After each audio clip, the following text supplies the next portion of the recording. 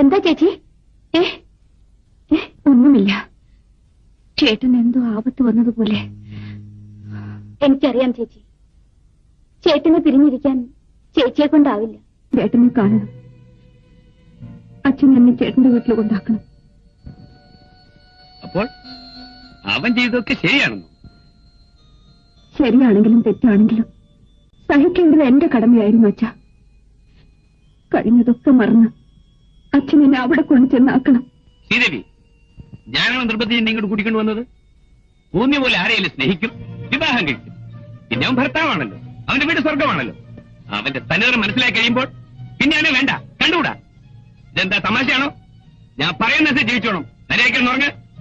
അച്ഛാ.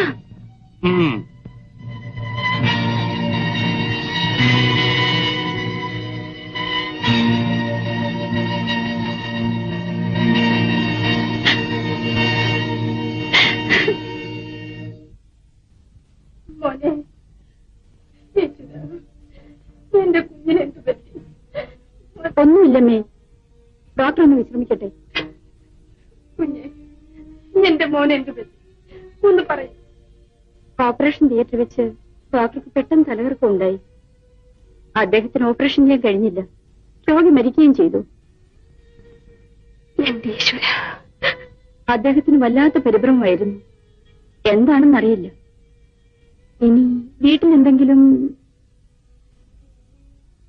വീട്ടിലിന്ന് ഇവൻ അനുജിത്യമായി വഴക്കുണ്ടായി. പിണങ്ങൊരു വാക്കുപോലും പറഞ്ഞിട്ടില്ലാത്ത അവള് ഇവൻ അടിച്ചുകൂടി ചെയ്തു.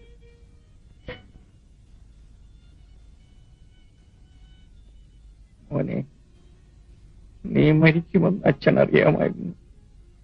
ഞാൻ പോയതുകൊണ്ട് ഒരു കുട്ടി രക്ഷപ്പെട്ടു. അതുകൊണ്ടാണ് മോനെ ഞാൻ സിസ്റ്റർ ശാന്തയുടെ വീട്ടിൽ പോയത്. ഞാനൊരു ഡോക്ടറല്ലേ മോനെ. പക്ഷേ നിന്റെ അമ്മ എന്നെ തെറ്റിദ്ധരിച്ചു. എന്നെ കൊലയാളിയെന്ന് വിളിച്ചു. ഞാൻ കൊലയാളിയാണോ മോനെ? നിന്നെ കൊന്നത് ഞാനാണോ മോനെ? നിന്നെ കൊന്നത് ഞാനാണോ?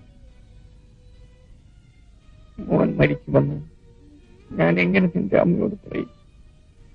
ഇതൊന്നും മനസ്സിലാക്കാതെ ശാന്തയുടെ പേരും പറഞ്ഞ് നിന്റെ അമ്മ എന്നെ വിട്ടുപോയി മോനെ.